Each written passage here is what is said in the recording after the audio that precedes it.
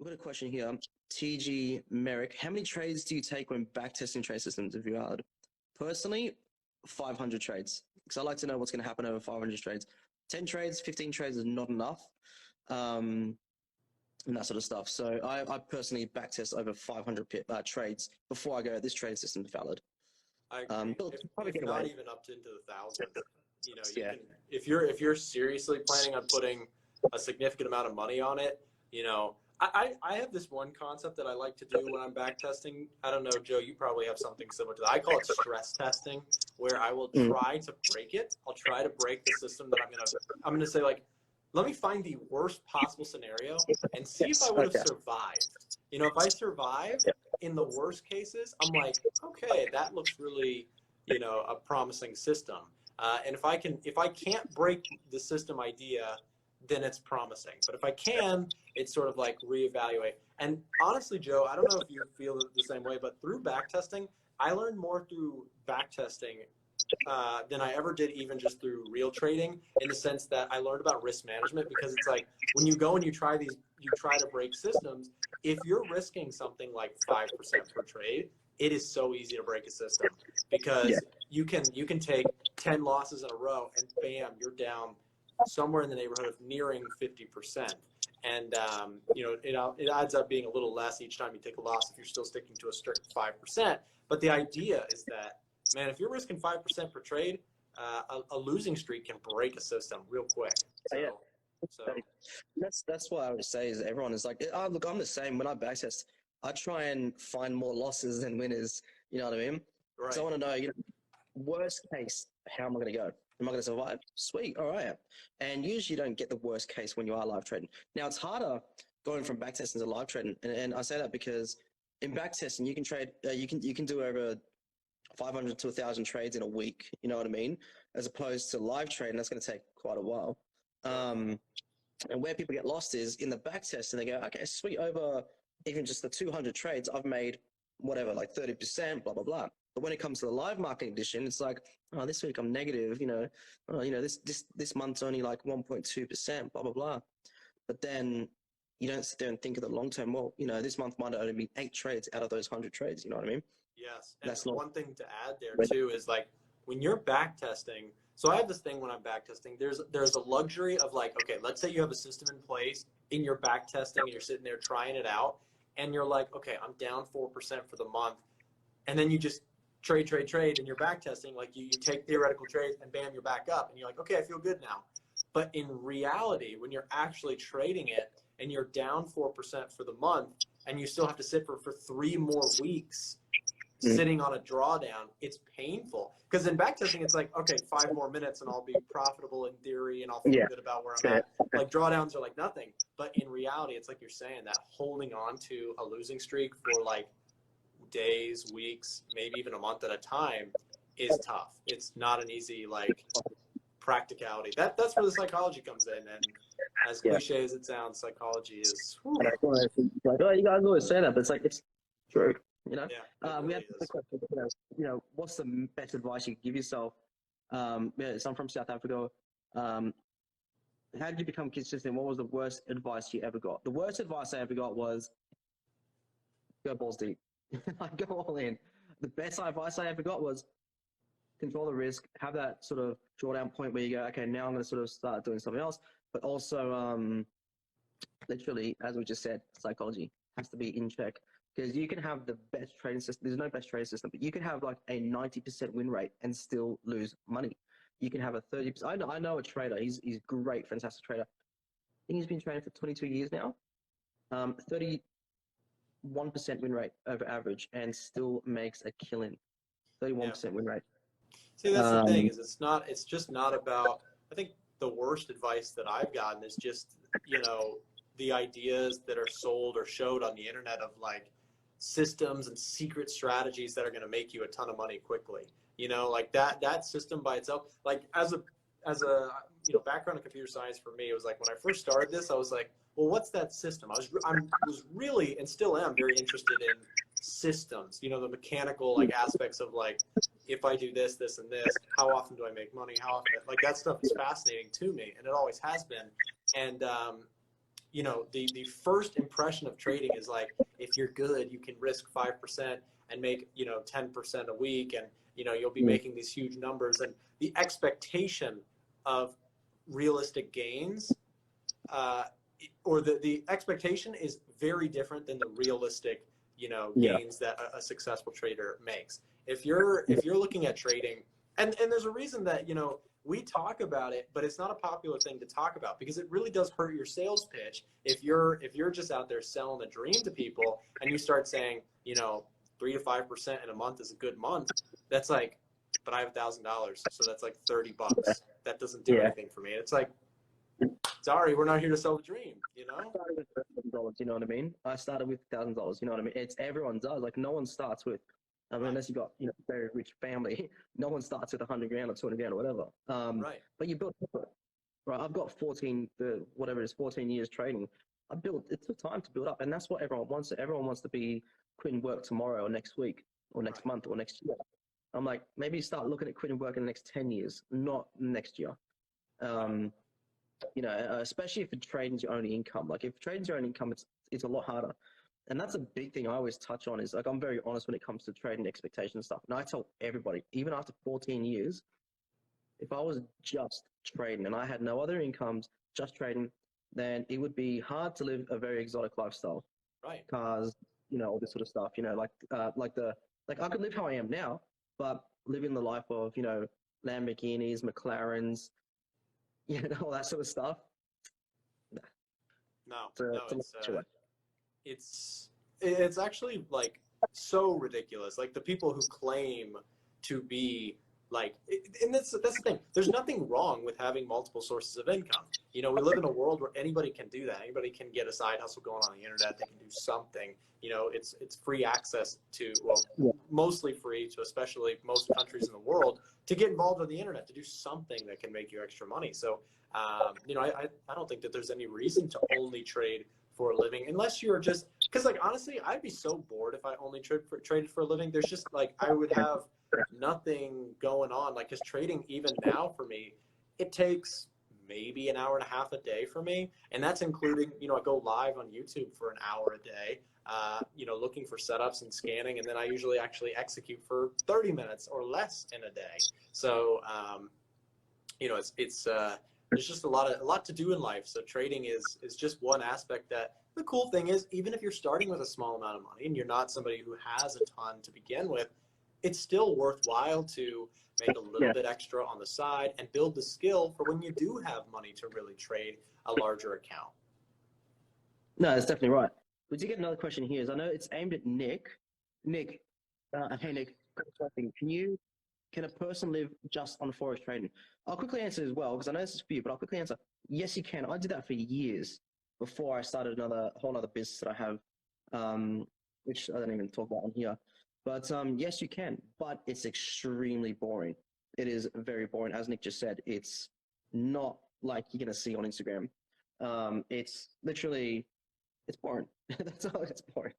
Yeah. So well, yeah, and you gotta think, if you just re-engineered for a second, you think, okay, well, those forex traders that are showing me all this money, you know, power, nice things, luxury, they are not doing that just for fun.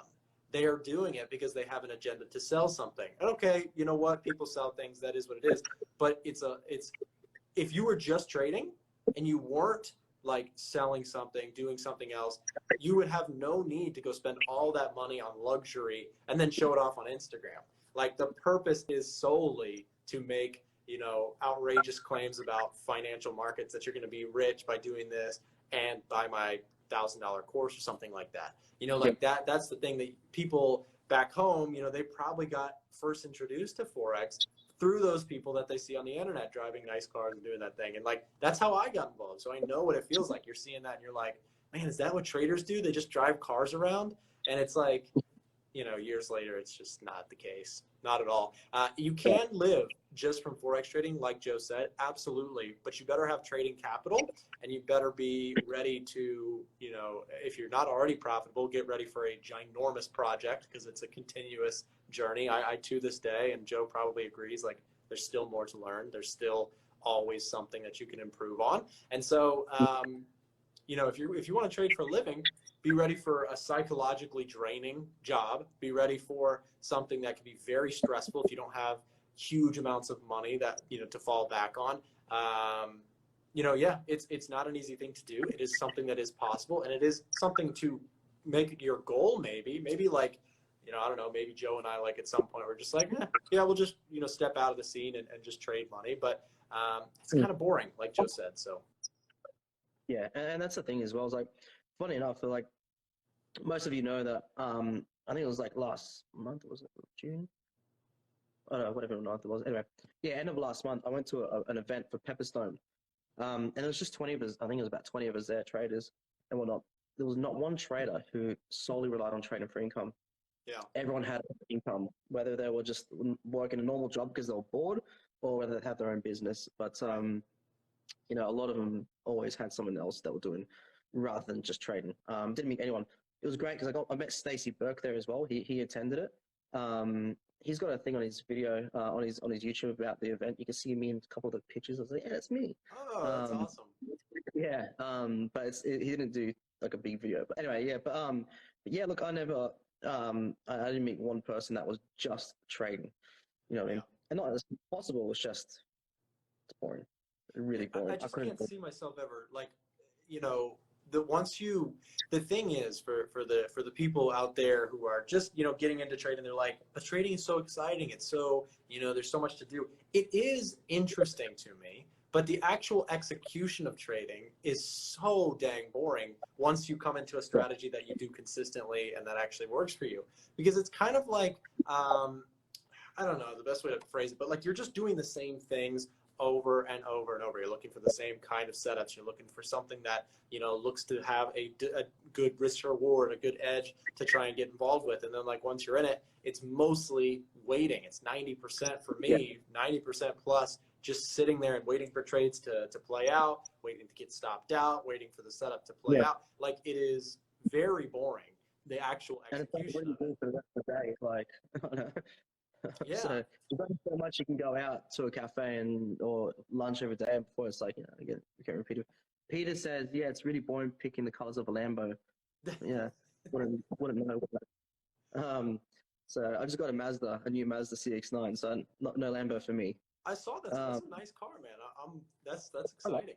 The thing is, man, I think the Lamborghini, I don't know if you agree with this, but now I feel like I wouldn't even take, I know this is like such a first world problem, but I wouldn't take a Lamborghini anyways, because I'm just like, nowadays it's such a meme like car. Like I wonder if Lamborghini, the actual brand, has been hurt at all because of all like, now it's like mainstream. It's like to make fun of the Lambo, you know, the Ty Lopez thing really just like took off. That's right. Yeah. In my garage. Yeah. Man. It's I always tell everyone, like, no matter how much money I have, I'm still gonna drive a Mazda. So, Mr. Lee, it's been a couple of months since I got into trading space, and I feel I can take this hardship 100%. It's addictive, and I feel so obsessed with it. It's good, but don't get too addicted where it becomes like a habit when you have to trade. So a lot of people go wrong is they go, need to trade. It's a big problem with the traders as well, is they feel that I'm a trader, I have to trade. There's times where I won't trade for a week or two if I don't see a setup, you know. I tell everyone, you know, on average, I'll take 5 to 10 trades a month on average. Anything over 10 trades a month is pretty busy for me. Right. So that's a big thing.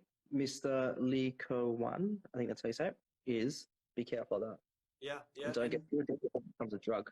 I can definitely say, like, I relate to that idea. You know, if you had talked to me 2 years ago or 3 years ago and said, you know, what's your thought about trading? I was like obsessive about it, but not the execution. And I still, like, to this day, I'm still in love with markets. I'm still like really interested in learning the way markets move. Central banks, you know, I'm really interested right now in banking, which is like the most boring thing in the whole wide world, but I'm like studying the way central banks and you know, local banks, like how they handle money and like how that can drive currency prices. And like, that's not execution. That's like studying the markets themselves. That's something that I was like, I have been obsessed with for a long time. It's just the interest in that.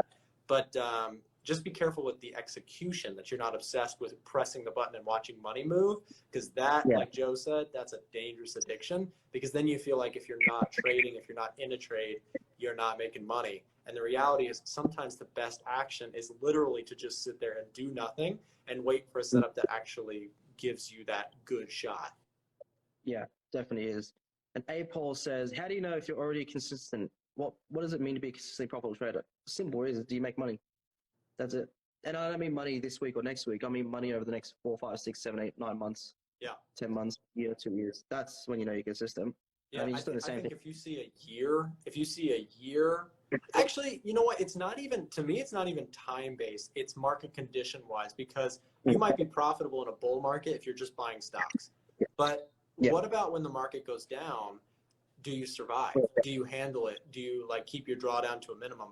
Because so many people right now, especially like, for example, with crypto, everybody and their brother thought like, oh, I'm a crypto trader now, because all they were doing was going long on a market that did not go down for a long time. Couldn't lose. You couldn't lose.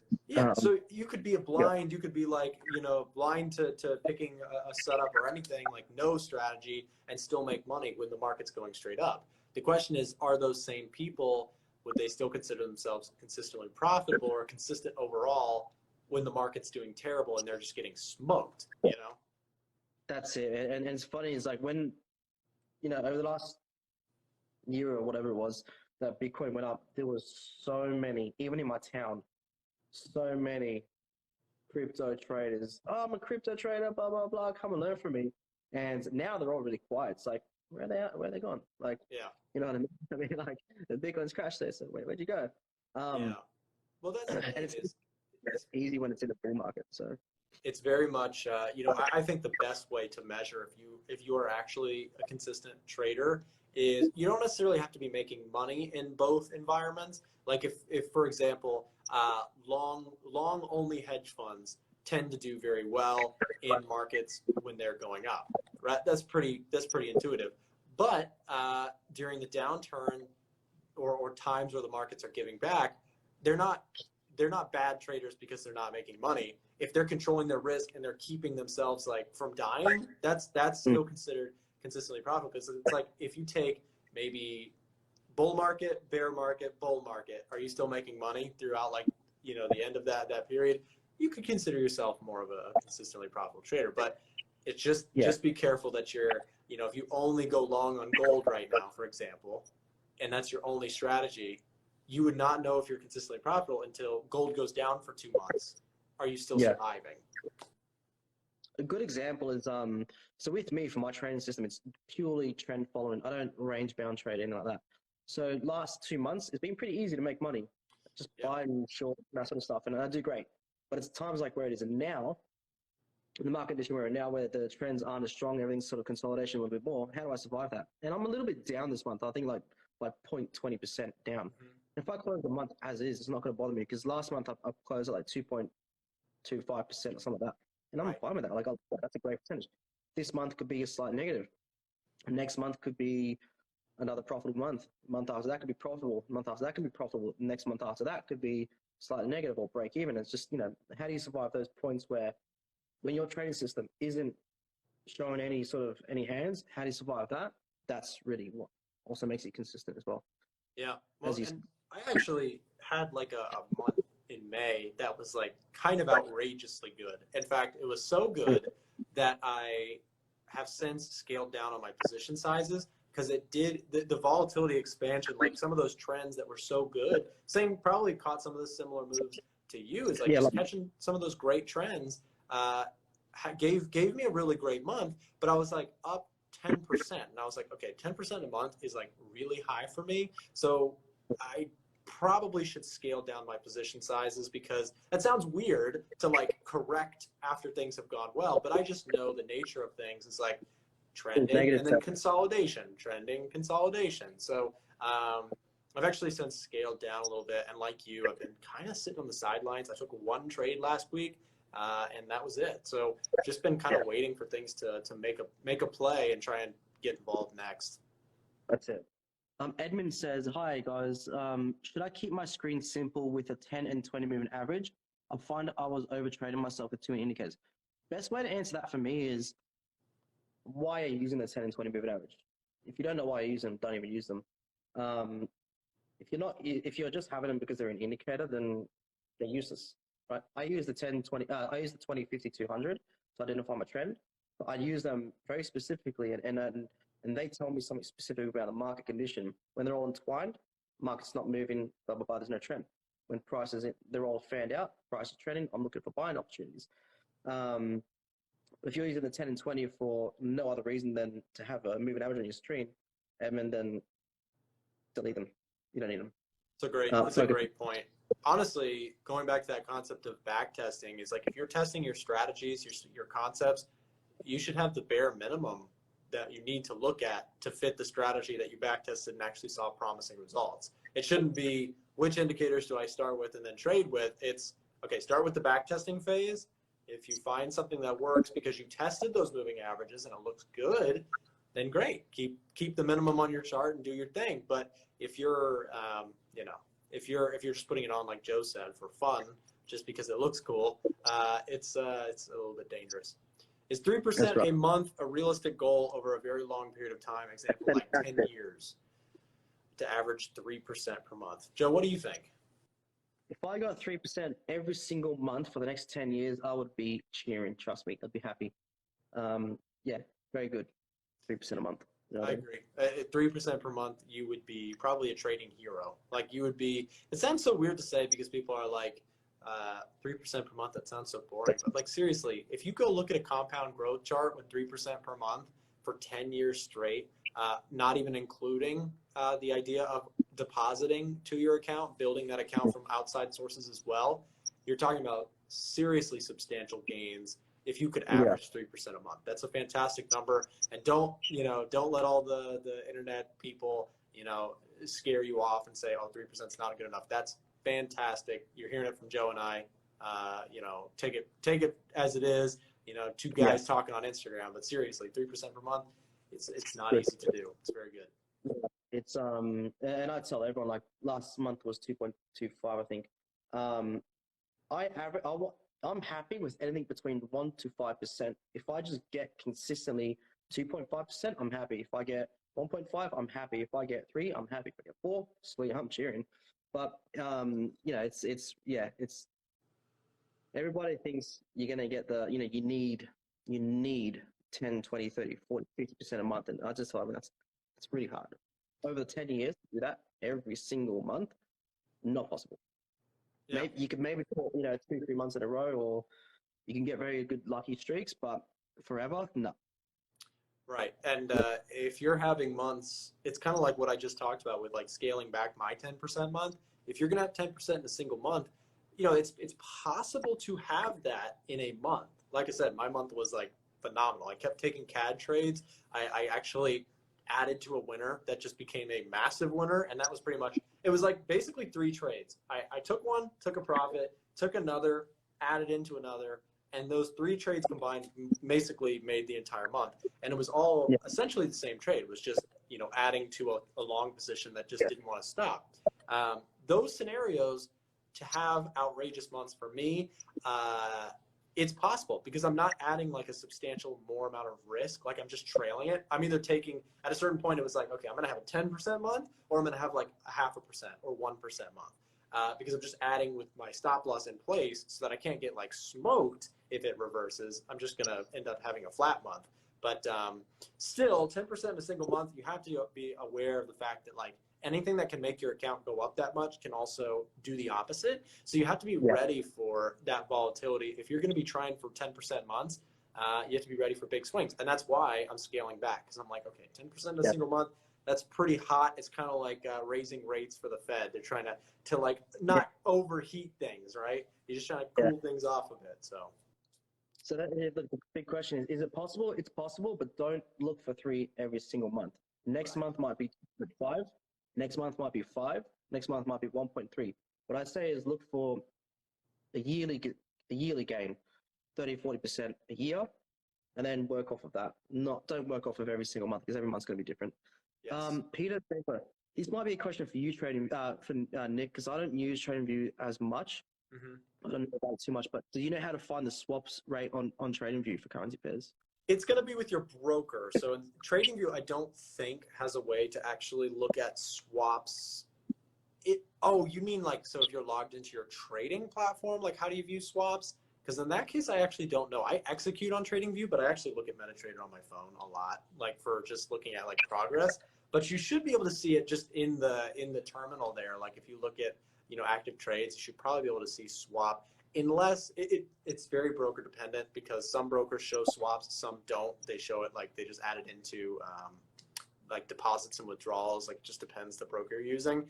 But I would encourage you, go look at the broker that you're using. Like, for example, I use Oanda, and Oanda has they have their swap fees just deposited or withdrawn from your account directly instead of applied to the trade. So that's a little bit of a confusing answer, but I hope that helps. Yeah. Jesse here says, "Hey Nick, what is your entry time frame? Pardon me. Time frame? What time? So I think Joe's is it the 4 hour, Joe? Daily 4 hour for me. Yeah. Yeah. So for me, it's 4 hour and 1 hour. So I'm probably slightly shorter term than Joe, but Yeah. not by a whole lot. I do go down to the 1 hour chart, but usually I'm looking at the 4 hour mainly. Probably similar to Joe. I'm looking for bigger trends. I'm looking for something that could last. A good trend for me might last a week, 2 weeks, 3 weeks. But yeah, executing on the 1 hour, I don't usually go lower than that. Yeah. I don't know. I find it even the 1 hour can be a little bit choppy. So I will use the 1 hour at times, but I try to mostly stick to just the daily 4 hour yeah, myself. yeah. Dorsey next. What do you think of smart money traders? They're stupid. The best way to put it, they're stupid. They are.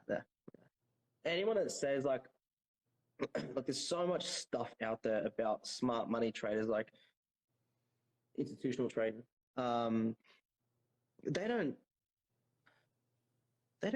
look at like, oh, I've got a head and shoulders, I've got a double bottom here, blah blah blah. Like, I go through reports over in the webinars, beginning of each webinar. So you could point, beginning of each webinar, I get daily reports from whether it's Goldman Sachs, Bank of America, JP Morgan, any sort of just any bank that contributes to it. I get daily reports from them, what their currency is looking at, their analysis and all sorts of stuff. And very rarely do I see a technical chart. It's a whole fundamental based, you know what I mean?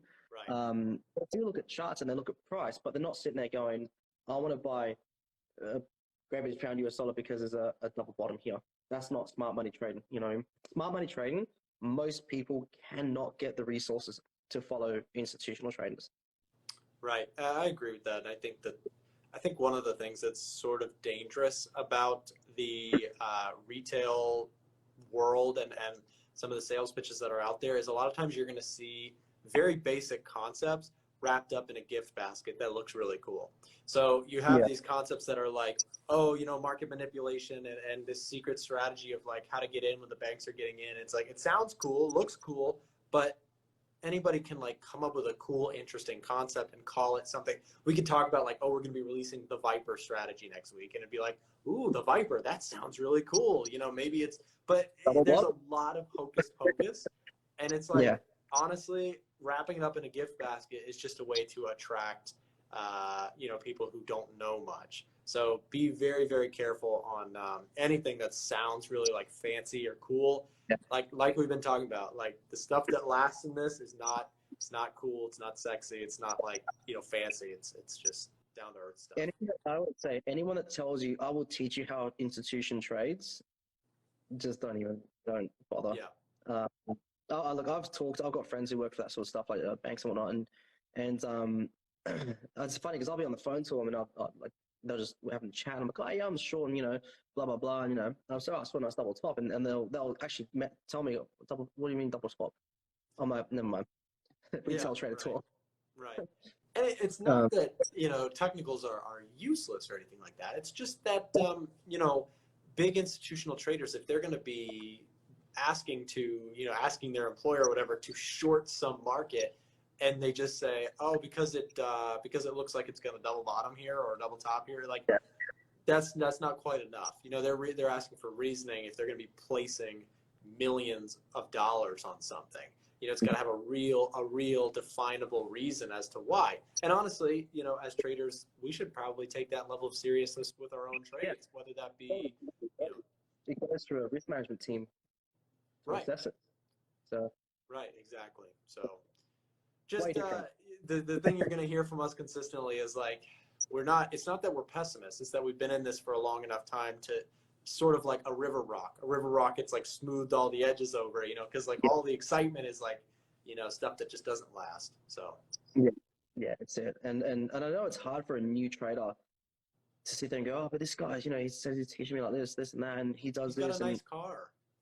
yeah, you got to look through that sort of stuff and look through the, you know, who is he though? So that's what I tell everyone. Right. So And where's this, you know, where's the track record? Where's the proof? Where have you worked somewhere? You know, something that like qualifies you outside of just this nice car. Because this nice car doesn't mean you bought it from trading. It could have been bought from selling the dream on the internet, you know. So yeah, could be rented. So right.